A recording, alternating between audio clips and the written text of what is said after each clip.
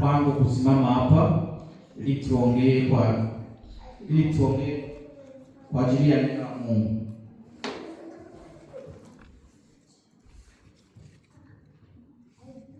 Wengi wananijua, lakini sio vibaya kujitambulisha tena. Kwa majina naitwa Isidore Ndayisaba. Natoka Burundi. Kiswahili nakiongea, ila sio lugha yangu ya kwanza, kwa hiyo mtanisamehe sana. Wenye hawasikii lugha ya Kiswahili, ninaomba kuna wenye wanaongea Kinyarwanda au Kirundi ambao hawasikii Kiswahili, ndio wakae karibu na wenye wanaweza kuwasaidia kutafsiri. Toto anaweza kusaidia sister mwenye wanaye. Amen. Asante sana. Acha tusome neno la Mungu. Tunaenda kusoma kwa Luka mtakatifu 16 mstari wa 10 mpaka 13. Luka mtakatifu 16 mstari wa 10 mpaka 13. Mwenye amepaona anyanyuke atusomee. Luka mtakatifu 16. Mtakatifu Luka sura 16 mstari wa 10 mpaka 13. Mwingine atatusomea Wakorintho wa pili 5 mpaka 8. 16 17 baba. 16 10 hadi 13. 10 hadi 13. Biblia inasema hivi: aliye mwaminifu katika lililo dogo, ndio hapo. 16 sura ya 10 hadi 13. Verse ya 10 hadi 13. Ni kweli hapo. Okay. 16 mstari wa 10 mpaka 13. Inasema hivi: aliye mwaminifu katika lililo dogo sana, huyu mwaminifu katika lililo kubwa pia, na aliye dhaifu katika lililo dogo huwa dhaifu katika lililo kubwa pia. 11. Basi kama ninyi hamkuwa waaminifu katika mali ya udhalili, ni nani atakayewapa amani mali ya kweli? Atakayewapa amana mali ya kweli. 12. Na kama hamkuwa waaminifu katika mali ya mtu mwingine, ni nani atakayewapa iliyo yenu wenyewe? 13. Hakuna mtumishi awezaye kutumikia mabwana wawili, kwa maana atamchukia huyu na kumpenda huyu, ama atashikamana na huyu na kumdharau huyu. Hamwezi kutumikia Mungu na mali. Amen. Asante sana. Mwingine atusomee Wakorintho wa pili mstari wa 5 mpaka 8. Watendele 35. 65. Mpaka 8 inasema. Pandisha sauti kidogo baba. Wakorintho wa pili 5 mpaka 8. Sura gani? Wakorintho wa pili Wakorintho wa pili sura ya 5 mstari wa 8. Mstari wa 8 unasema, lakini tuna moyo mkuu, nasi tuonao ni afadhali kutokuwemo katika mwili na kukaa pamoja na Bwana. Sio hapo, ni Wakorintho wa pili sura ya 5 mstari wa 8. Ndio. Asante sana. Amen. Haleluya. Amen. Haleluya. Amen. Najisikia furaha leo kuwa mbele yenu. Asante. Maneno siku ya Mungu, mtumishi wa Mungu alisema kama imetangazwa kama mimi ndio nitahubiri kanisa. Nikaenda nyumbani nikaendelea kuomba, alafu Mungu akanipa neno ambalo nitaongea na kanisa. Lakini cha kushangaza, leo nimekuja kufika hapa nikasikia maneno yote Mungu amenipa ashaongelewa. Mungu ni mkubwa. Ina maana kama nilivyokuwa naomba Mungu alinisikia, na neno alinipaga ndo akapa na watu wengine, na haliko mbali sana na neno ambao limehubiriwa na mtumishi wa Mungu hii Sunday iliyopita. Amen.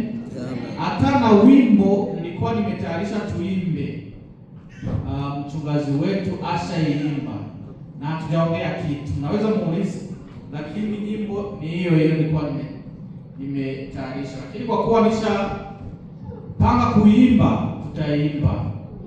Mshachoka? Tusimame kidogo, tutaimba kwa Kirundi na Kinyarwanda. Kirundi na Kinyarwanda ni lugha moja, alafu tunaenda kwa Kiswahili. Kibembe ndio sijui, lakini mtanifundisha. Asante. Hiyo nyimbo inasema iyo mana ni nziza, iyo mana ni nziza, iyo mana ni nziza, ni nziza, ni nziza pe. Haleluya.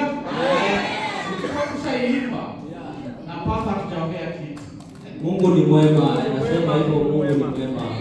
Kwa Kiswahili tutasema huyo Mungu yu mwema, huyo Mungu yu mwema, huyo Mungu yu mwema, yu mwema, yu mwema kabisa. Haleluya. Amen. Nawaomba sote tusimame na tumwimbie Mungu. Haleluya. Na furaha kwa sababu ametendea mambo mengi. Tumejaa furaha, tumependeza na tumekuja kusikia neno la Mungu. Kwa hiyo tumuoneshe heshima yake Mungu. Tusimame. Tunaanza. Iyo maana ni nziza, iyo maana ni nziza, iyo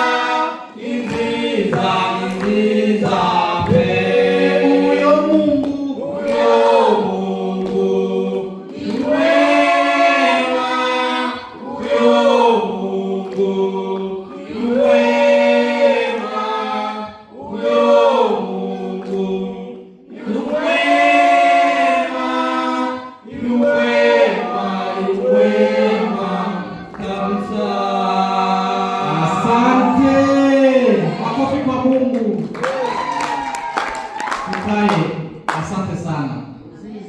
Bwana Yesu asifiwe.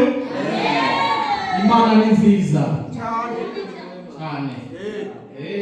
Leo mtasoma Kinyarwanda na Kirundi. Bwana Yesu asifiwe.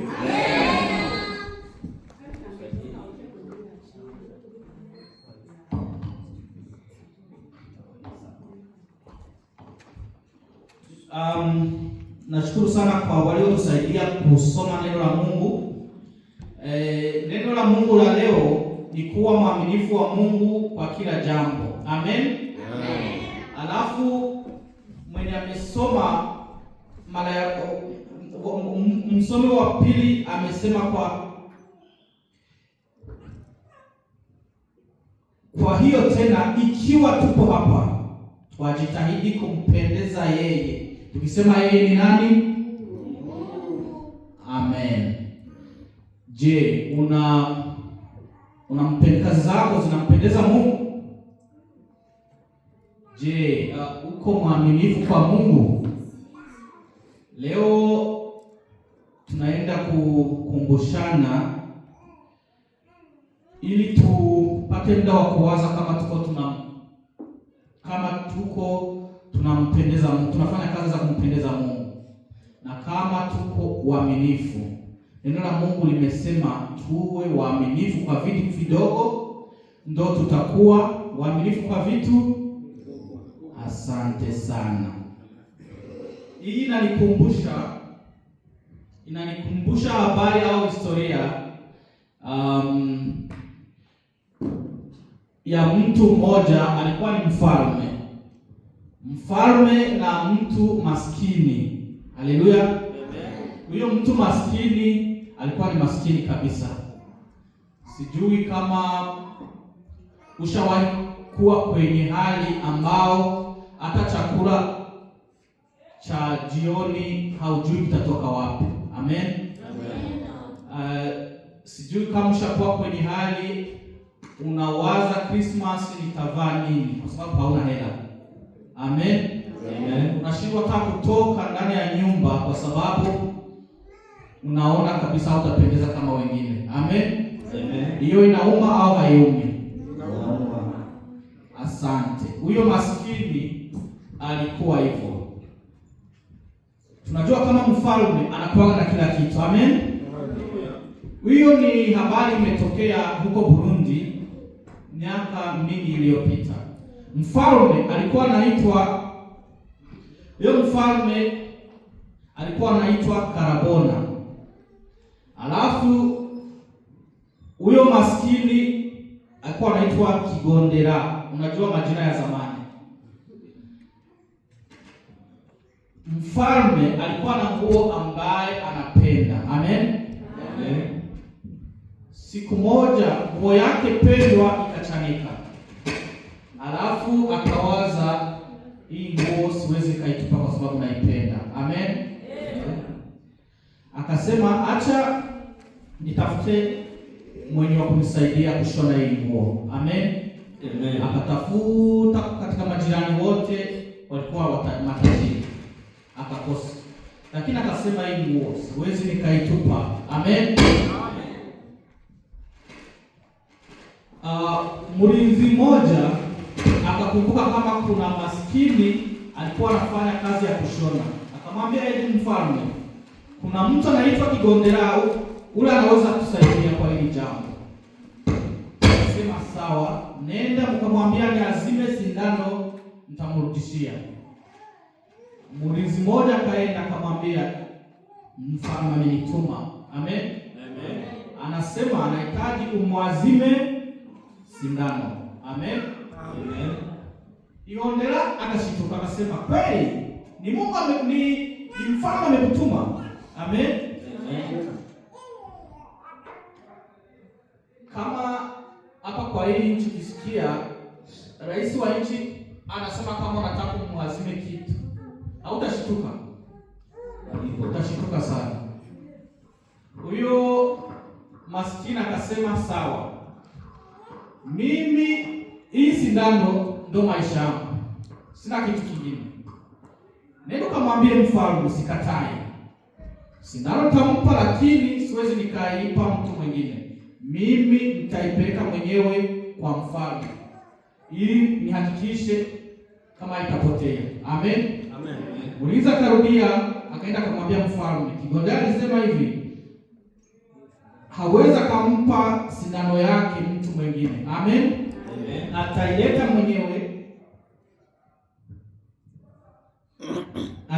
mwenyewe kwa sababu hataki ipotee. Amen. Mfalme akamwambia nenda ukamlete hapa. Amen. Kigondera akawa anapata nafasi ya kufika kwa mfalme. Kufika kwa mfalme ni kitu kigumu sana. Hapa kanisani sio historia, nataka ikufundishe historia. Ukipata nafasi ya kufika kwa mfalme hautafurahi. Utakuwa nafasi ya kuomba mambo mengi. Amen. Hata kama uko maskini, Ukiwa na akili wa maskini utaisha hivyo hivyo, kwa sababu umepata nafasi ya kukutana na mtu wa muhimu. Amen. Amen. Kigondera akafika huko. Sasa hapa kanisani si kuna mara mingi tunapataga nafasi za kuonana na Mungu ila tukazichezea. Amen. Amen. Kuna kazi nyingi sana hapa kanisani. Hizo kazi ukizifanya kwa bidii na moyo safi, si Mungu atakujua. Si utapata nafasi ya kumuomba chenye unataka. Amen. Amen. Lakini kwa nini hatuviona? Amen. Kigondera alipata hiyo nafasi ya kufika kwa mfalme kwa sababu ya sindano, kitu kidogo. Na sisi tumepata nafasi ya kufika mbele za Mungu. Hapa tuko sio sehemu ya kawaida. Amen. Sio sehemu kama nyumbani. Amen. Hapa ni sehemu ya Bwana. Kuna kazi mingi za kuzitolea. Amen. Nafurahi sana na nawashukuru waimbaji wetu kwa kuwa wanajitolea. Kuimba sio kitu rahisi, kinahitaji muda, kufanya marepetisho na mambo mengine. Amen. Amen. Watumishi wa Mungu kuongoza kanisa sio kitu rahisi. Amen. Amen. Wanajitolea. Kuna kazi zingine nyingi hapa, naona vyombo. Hakuna wapigaji wa vyombo. Ndiyo tunaweza sema kama hatujui. Lakini wenye wanacheza hizi na hivi vifaa wamezaliwa nazo, sio wamesoma. Sasa sisi kwa kusoma hatuwezi, tutaweza. Hata hii lugha tuko tunasema ya Kiswahili hatukuzaliwa nayo, tumejifunza. Ndiyo, ni kweli au sio kweli? Sasa hizi ni nafasi nyingi za kukutana na Mungu, za kuingia kwa mfalme. Mfalme wetu ni nani? Ni Mungu. Amen. Sasa kwa hiyo nataka kila mtu leo awaze, ni wapi nimekosea, ni wapi nimeshindwa kufanya kazi ili ini connect na Mungu. Amen. Amen. Tunafanya kazi. Amen. Amen. Lakini ikifika muda wa kujitolea tunashindwa kujitoa. Amen. Hiyo ukijitolewa vizuri ndio Mungu atakujua, mfalme atakujua. Amen. Amen. Tutaendelea na hii historia ya Kigondera tusikie imeishaje. Sasa kama leo umepata nafasi ya kuwa hapa, sitaki uende bila kujua chenye utamfanyia Mungu ili upate nafasi ya kuongea na Mungu, ya kuonana na mfalme. Amen. Ya kumwambia mahitaji yako. Amen. Ya kumuomba chenye unataka. Amen. Kigondera alifika ufalme, akamwambia mfalme, sijakudharau, lakini mimi maisha yangu, kazi yangu ni kushona. Amen. Hii sindano naona ndo maisha yangu, ndo babangu, ndo mamangu. Kwa hiyo singeweza kumpa mwingine, na mimi kwa kazi ya kushona naijua vizuri. Hiyo nguo leta nikusaidie mfalme, na sitakuomba kitu. Amen. Amen. Akampa nguo, akaifanya vizuri kwa safi nzuri, kwa roho safi. Amen. Amen. Tukipata kazi kanisa la Mungu tuifanye kwa bidii. Ukiona mtu ana njaa, mupe chakula kama huku na mtumikia Mungu. Amen. Muite mchangie chakula. Amen. Ukiona rafiki yako hana kazi, yuko na shida, kama una uwezo wa kumsaidia, msaidie kama unavyohitaji kusaidiwa na wewe, ili Mungu atakulipa. Amen. Amen. Kigondera akafanya kazi akamaliza, lakini mfalme akasema huyu mtu ananisaidia na anasema hata niomba kitu. Kweli mimi kama mfalme akasema, Kigondera, samani sana, sina kitu cha kukupa leo. Ningekupa ngombe, lakini zote nishagawa. Ningekupa mashamba ya kulima, lakini zote nishagawa. Amen. Amen. Kigondera akamwambia mfalme, usijali. Amen. Amen. Usijali, chenye nahitaji ni kitu kimoja. Akasema unahitaji kitu gani? Asema mimi chenye nahitaji. Amen. Amen. Siku ya mkutano, siku watu wote watakuwa wamekusanyika, viongozi tofauti. Mimi nachotaka baada ya mkutano kuanza, unite mbele ya watu, alafu ujifanye kama huku unanifokea. Unitukane, mimi sitajali. Unitukane tu, unaonyesha kama huku unaongea na mimi vitu nifokee, alafu niache niende. Kuombe kitu kingine. Mfalme akasema hivyo tu, akasema ndio, hiyo ndo nataka. Amen. Amen. Bwana Yesu asifiwe. Katika maisha ni kuwa na akili. Ukiwa na akili unaweza songa mbele kwa maisha, unaweza songa mbele kwa mambo ya kiroho. Amen. Unaweza songa mbele kwa mambo yote. Siku ya mkutano ikafika. Mfalme baada ya kuanza akasema, naomba munitie Kigondera aje hapa mbele. Watu wote wakashangaa. Ule maskini kumbe na mfalme anamjua. Kigondera akasimama, akaenda vizuri na mbele ya mfalme. Mfalme akafanya vile kama vile walivyoongea. Akamtukana polepole, akafanya kama yuko anamfobia kama mtu anajuana. Afa akasema, mfalme hapo nimaliza, niache tu niende. Akaenda. Amen. Unajua Kigondera amefanya nini? Asubuhi yake aliamka asubuhi mapema kwa kiongozi mmoja. Akasema, baba, bado naendelea na ile dharau yako. Sema, Kigondera, ni nini leo? Akasema, kuna niuliza ni nini mimi? Suli jionea wao katika ule mkutano wenye mfalme ameniambia. Pale alikuwa ananitukana kwa sababu amenipa kazi ya upelelezi, niwe nampa raporo ya makosa yenu, lakini sijasema. Ndio maana alinifokea. Hivi kama hutaki kunaambia kitu, sitakufichia siri tena, kwa sababu naona hauna shukrani. Kiongozi akasema, ni hivyo. Akasema, Kigondera, acha hivyo. Kama nimeyaona yenye yametokea na silikuwa sijui kabisa kama wewe ni mfanyakazi, ni mpelelezi wa mfalme. Kwa hiyo acha nikushukuru, hata kesho usije ukapana raporo mbaya nipoteze kazi. Amen. Amen. Akampa ng'ombe 20. Akampa na mashamba ya kulima. Akasema nenda. Kigondera akasema sawa, hivi mfalme akinipa wewe naona kama ni mtu wa shukrani, sitasema kitu. Akasema asante sana. Kigondera kaenda zake. Yuko na ng'ombe ngapi? 20 na mashamba. Akaenda kwa kiongozi mwingine, akasema hivi. Akaenda kwa kiongozi mwingine, akawa hivi. Kigondera akawa tajiri maiyo na ni nzima. Amen. Kwa sababu gani? Ya akili. Na hapa kanisani tunahitaji akili. Kuna mtu unazaliwa kanisani, kila siku ya Mungu unakuwa kwenye kitu, unakaa, unatoka, unakuja, unakaa, unatoka.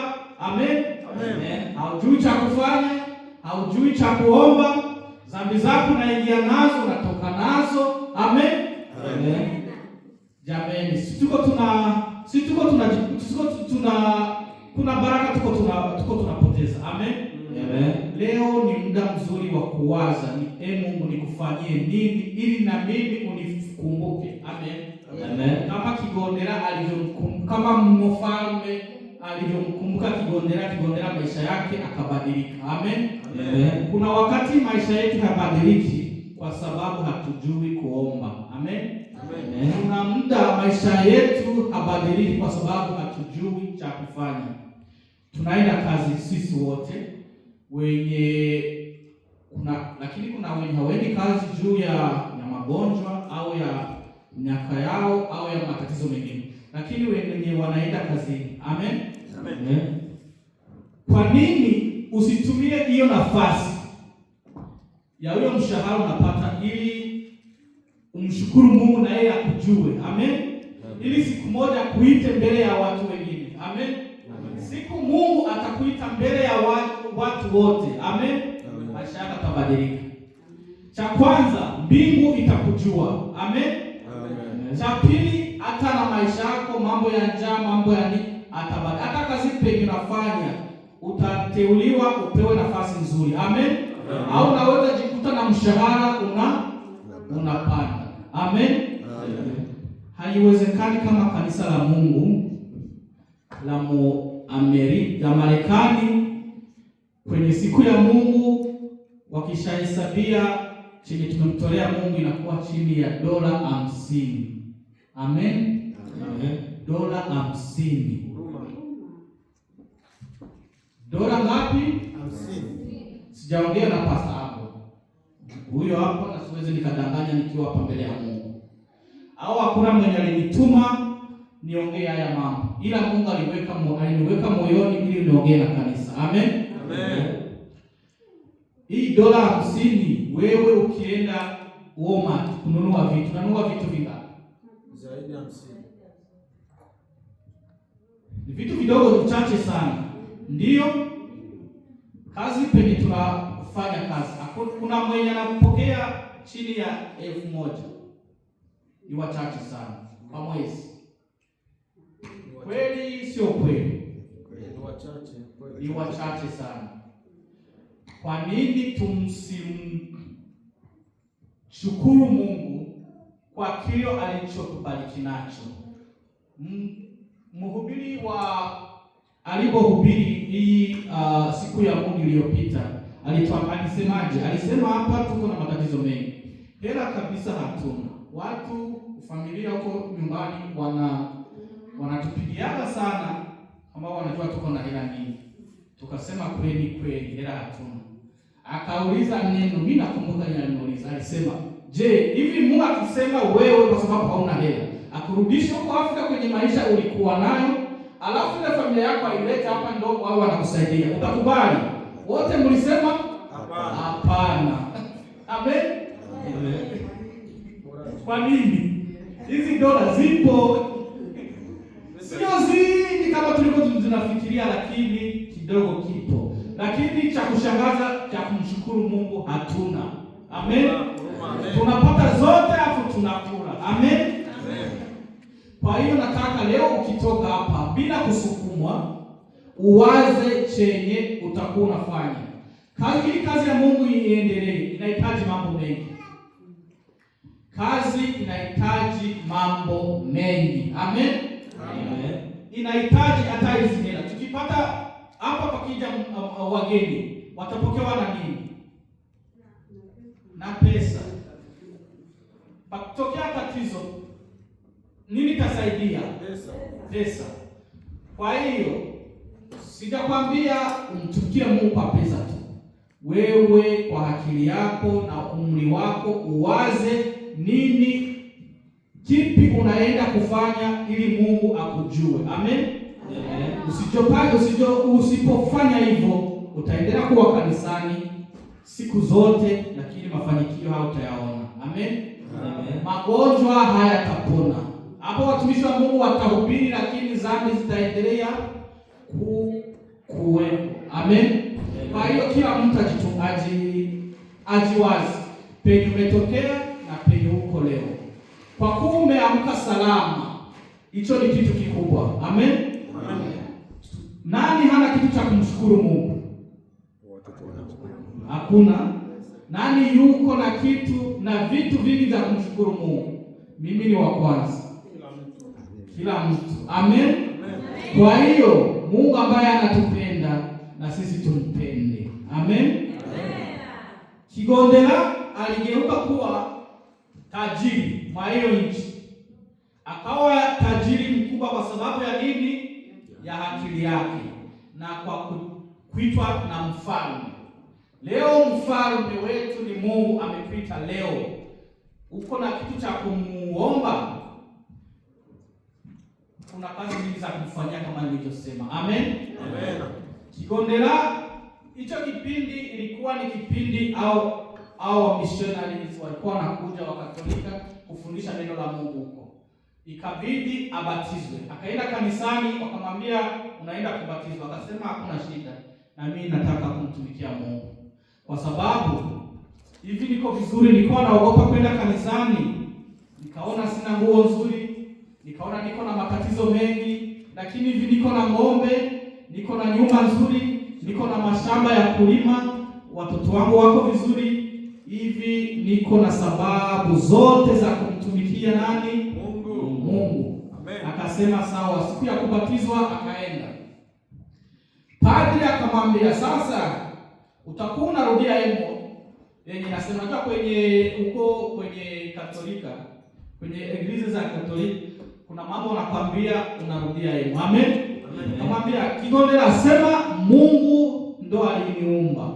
Asema Mungu ndio aliniumba. Mungu ndio alinifanya mtu. Akasema Karabona ndo alinifanya mtu. Akasema asijakwambia useme hivyo. Sema Mungu ndo aliniumba. Akasema kweli Mungu ndo aliniumba. Lakini na Mungu ndo alinifanya niwe mtu. Amen. Kwa sababu zamani mnakumbuka Kigondera alikuwa hana kitu. Na kama uko maskini sana inakuwa kama hauko mtu kama wengine. Amen. Akasema sasa mfalme Karabona ndo alifanya niwe mtu. Akasema hauwezi kukubatiza kama ukisema hivyo. Akasema padri, nimekusikiliza lakini hii bateme yako bakia nayo, siwezi nikamkana mtu alitoa kwenye umaskini mpaka niende niongee naye kwanza. Amen. Ngoja akaenda kuongea na mfalme. Akasema mimi nataka kubatizwa, lakini mambo yako wananiambia aka nanichanganya kichwani. Wanataka kwa unikukane. Amen. Kwa mambo yote ulinifanyia hivi, niko tajiri. Wanataka niseme kama Mungu ndo alifanya mtu. Alikuwa hamjamjua Mungu, alikuwa hajabatizwa. Ndio. Amen. Mfalme akamwambia Kigondera, najua yenye nimekufanyia, lakini mimi sijakupa kitu, ila Mungu ndo alikufanya mtu.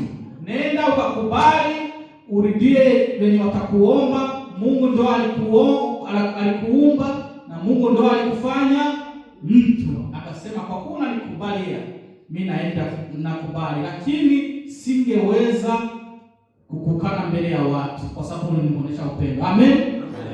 Je, si mimi na wewe tuko na uaminifu? Amen. Tuko na uaminifu mbele ya Mungu? Siku na mida mingi tunamkana. Amen. Bila kujua. Ukienda kulewalewa, watoto tunawacha na njaa, hiyo si dhambi? Sikumkana Mungu. Ndio. Mungu alikufikisha Marekani. Mungu alikupa maisha. Amen. Ukienda kufanya usharati, unafanya nini? Dhambi. Unafanya dhambi, sikumkana Mungu. Ndio. Ule Mungu alikupa kila kitu unacho leo. Amen. Ukikataa kumtumikia kwa mali zako, ni nini? Si dhambi? Dhambi kubwa. Ukikataa kuja kuimba hapa mbele, ni nini? Ni dhambi kubwa. Ukikataa kuwapa chakula wenye wana njaa, ni nini? Dhambi kubwa. Amen. Kwa hiyo kuna muda tunamkana Mungu bila kujua. Amen. Sasa hii ni muda mzuri wa kuwaza kama wewe ushamkana Mungu katika maisha yako bila kujua. Jichunguze, waza vizuri, na kama unataka kubadilika, niko na neno zuri kwako leo. Amen. Neno nzuri niko nalo ni kama Mungu bado anasamehe makosa yetu. Amen. Hiyo ndio habari nzuri, na leo anataka kukusamehe. Amen. Leo anataka ubadilike. Amen. Kuna mambo mengi yamekushinda kufanya maishani mwako. Amen. Lakini leo ukikubali kubadilika, Mungu anaenda kuyatimiza. Kuna mahitaji mengi, kuna maombi sana ushafanya, lakini haujajua kumtumikia Mungu. Kama unataka kubadilika, leo ni muda sahihi, usipitwe na maombi. Amen. Nataka nimalizie hapa, kama nilivyowaambia sitowakawiza sana. Amen. Lakini chenye tumesoma, tumesikia kama kuwa mwaminifu wa Mungu ni vizuri sana, inaweza badilisha maisha yako. Amen. Chenye tunahitaji majina yetu aandikwe wapi? Mbinguni. Na kuandikwa mbinguni, Sio kuja hapa tunaimba tu bila kutimiza. Amen. Tuimbe vizuri, tumwimbie Mungu, lakini na tubadilike, tutubu dhambi zetu. Amen. Tumtumikie Mungu kwa njia zote, tuwe waaminifu kwa kidogo tulipopoa. Usiseme mimi ninafanya kazi ndogo inachokesha, sasa hizi hela siwezi nikatoa. Kama unashindwa kuwa mwaminifu kwa kitu kidogo, kwa hizo hela ndogo, Mungu atakupa hela nyingi kweli? Hata wewe. Sasa huyu ni muda wako na wa mimi wa kufanya uamuzi. Amen. Amen. Acha tuimbe tena. Iyo maana ni nziza, iyo maana ni nziza, iyo maana ni nziza, ni nziza, ni nziza pe. Kama unahitaji maombi, kama unaona unahitaji kusaidiwa, kama unahitaji kubadilika, kama kuna kitu naona haukifanyi sawa, unahitaji kubadilika ili na Mungu akuweke kwenye orodha ya watu wake. Amen. Ili Mungu siku moja akuite mbele ya wengine. Amen. Unaweza itwa pale kazini penye unaona kama unadharauliwa, unafanya kazi ndogo. Siku moja unaweza Mungu unaona wanakuita mbele ya watu, anasema huyu toka leo anakuwa supervisor wenu. Amen. Mungu ana uwezo wa kufanya hivyo, lakini tujue jinsi gani ya kumuomba, tujue cha kufanya ili Mungu atujue. Amen. Kama kitu tunahitaji Mungu akufanyie, Mungu akujue, ili siku moja akuite mbele ya wengine, maisha yako badilike. Naomba usimame tuombe wote. Amen. Unahitaji msaada wa kuomba, tunaomba tusimame ili tuombe pamoja. Iyo maana ni nziza, iyo maana ni nziza, iyo maana ni nziza, ni nziza, ni nziza pe. Tunaenda kuomba, tutaomba mtumishi wa Mungu Moses aombe. Alafu kama ni mtu anahitaji kuongea na mtumishi wa Mungu afike mbele. Kuna maombi anahitaji kusaidiwa na kuelekezwa, afike mbele. Kile mwenye anataka tuombee pamoja abakie pembeni yako ili Moses anaenda kuomba. Amen. Bwana Yesu asifiwe. Tunataka kuomba kwa maneno tunaambiwa kwa siku ya leo. Tukikuwa na kitu kidogo, tukuwe na roho mzuri, itakuwa vizuri. Na tukikuwa na hata na pengine mingi, tukikuwa nayo, tukikuwa na roho mzuri, Mungu atatufurahia. Amen. Acha tutaomba kwa kilugha na Mungu aendelee kufanya nini? Aendelee kutuonekania. Amen. Mana ndagushimiye, Mana ndaguhimbaje, izina ryawe rihabwe icyubahiro.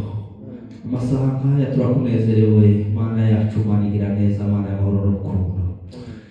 Murengezi wacu mwiza, icyo tugusaba, icyo twifuriza ni ukurushaho kumenya no kugusobanukirwa, kuyoborwa nawe, ukatuja imbere tukakuja inyuma. Murengezi wacu mwiza, dore ko kwizera twatangiye iragoye cyane, ibi bibazo byinshi, ariko tutagufite ntacyo twakwishoboza. Mana nziza, Mana y'amahoro n'urukundo, watweretse urukundo, Mana yacu, ubwo watwoherezaga umwana wawe w'ikinege Yesu Kristo, agasiga ubwiza yari afite mu ijuru, akaza muri iyi si akababazwa, ababarirwa. Murengezi wacu mwiza, kuri uriya munsi aza kuzuka. Ibyo ni byerekana kuko mu bibazo duhura nabyo cyangwa se ibyo tunyura nabyo tugira kwizera kuko tuzagira mu bwami bwawe.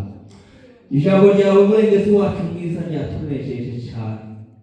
Reka uduhe ubwenge buvuye mu ijuru, ubwenge buboneye, maze murengezi wacu mwiza uduhe kubukoresha nk'uko ushaka. Mana yacu uduhe gukiranuka mu bikeya, uduhe gukiranuka no mu byinshi, kuko byose ni wowe bigaba. Ntacyo twiha ubwacu tudahawe nawe, ntacyo twishoboreye ubwacu murengezi wacu mwiza, n'ubundi tuzi neza ko turi kubw'ubushake bwawe. Niko ijambo umuririmbyi yaririmbye, ararimba ngo niki watanze mwana wa Adamu kugira ngo urindwe ugeze kuri uyu munsi wa none guhumeka umwuka w'abazima. Hari benshi batambutse, hari benshi batakiriho, ariko twebwe kuba tukiriho murengezi wacu mwiza ni ukubera wowe. Muri ibyo bari kuririmba kandi ararimba neza cyane ngo se Imana n'abantu bazakwibukira kuki.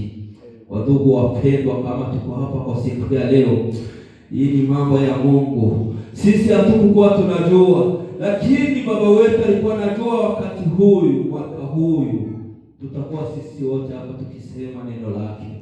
Acheni tukue na upendo, acheni huyu Mungu wetu atuongoze, ili wakati mmoja nijikute huko ufalme wa mbingu, pia na wewe tukutanie huko. Tunajua ukweli Baba Mtakatifu, tunajua sisi ni wasafiri, lakini naombea kila yeyote mwenye yako hapa, naombea mama, naombea baba, naombea vijana wetu, watoto wetu. Baba, tupe akili kutoka kwako, ili Baba Mtakatifu, siku yoyote ikiwa usiku na mchana, sisi tukae tuko tayari. Wakati ukigonga Baba, tukusikie, na siku moja haki tutakuona macho kwa macho, na tukiona wenzetu waliotutangulia. Baba, nakushukuru kwa maneno tumesema, endelea kuwa nasi kwa siku ya leo mpaka kwa hiyo siku utatuchukua ukitubeba mbinguni. Amen. Amen. Asante sana. Wagonjwa, kuna watu wanasumbuliwa na magonjwa tofauti. Unaweza kama una magonjwa au uko na rafiki yako, ndugu yako, hata akiwa Afrika, unahitaji kumwombea. Tunaomba mje mbele ili tuombe pamoja. Mungu tunajua kama ndo daktari wa kwanza, anaponya magonjwa. Amen. Amen. Na kama una kitu dhambi imekuwa na kusumbua kwa muda mrefu, unahitaji kuombewa, na wewe ufike hapa mbele, tutaomba pamoja. Alafu tangazo moja nitatoa, alafu tumalizie. Amen. Amen.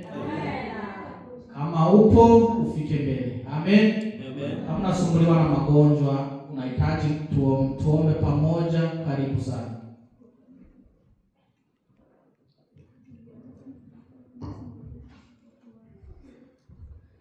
Asante sana. Kama unasumbuliwa na magonjwa au uko na ndugu au familia, simama tu. Asante sana. Tunaenda kuomba. Amen. Amen. Acha tuombe. Pastor Abwe aombee watu ambao wanasumbuliwa na magonjwa.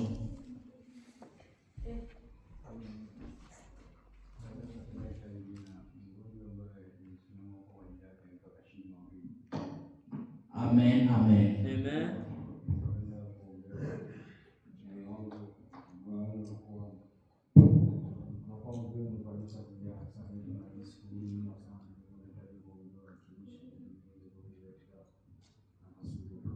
Amen. Amen.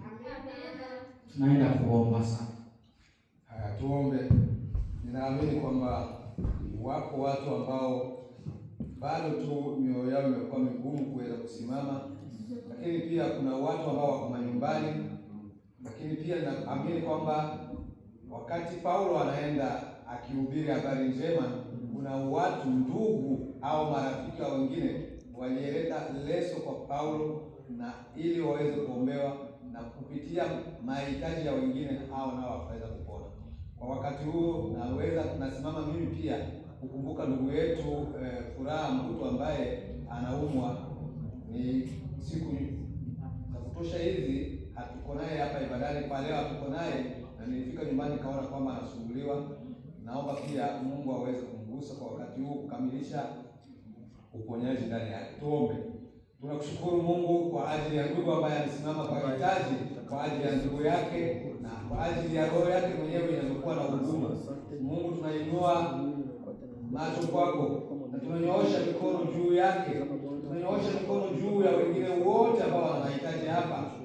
Labda hawakuweza kusimama, labda hawakuweza kuwa na kuongea, lakini katika roho zao wakiwa na mahitaji, kama vile watu wa Korinto walivyokuwa na mahitaji yao, wakamletea Paulo leso na Paulo akaweza kuomba na wao wakaweza kupata afya. Mfalme wetu, tunashukuru kwa kuwa Yesu Kristo, wewe ni mponya apitaye yote. Unajua kila kitu, unayaona mahitaji ya kila mmoja wetu hapa. Walio wagonjwa uwaguse, uwaponye. Walio na mioyo migumu, Mungu pia uwaguse, ukailainishe mioyo yao, ukaifanye mioyo yenye kuongozwa na wewe, yenye kufurahiwa na neno lako, yenye kunyenyekea mbele zako.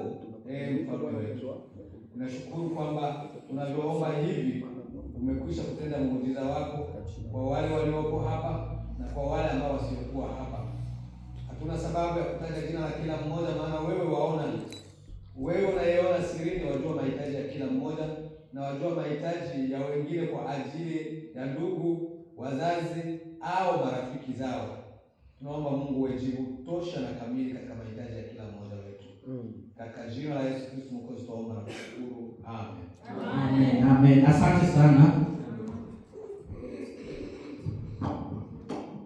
Nilikuwa natoa tangazo la mwisho. Kuna muda nishamaliza kuhubiri. Nitakamata dakika 2 tu, mnisamehe. Kuna muda tunataka kumtumikia Mungu, lakini mazingira akawa haturuhusu.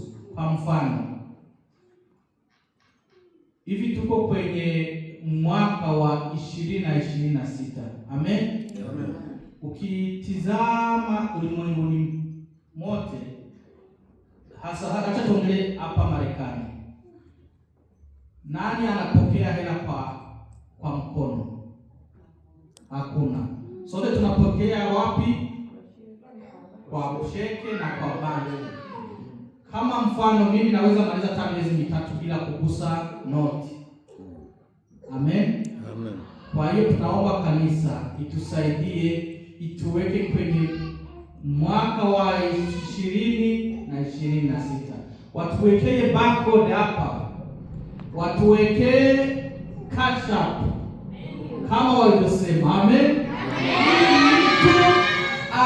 Tumikie Mungu. Amen. Tusije tukapitwa na baraka za Mungu kwa sababu kuna mambo hatujawekewa hapa mbele. Amen. Ikiwa hapa mtu kujitolea dola 10, 20, 5 inakuwa rahisi, lakini kuna muda unakuja hapo unakumbuka sina hela.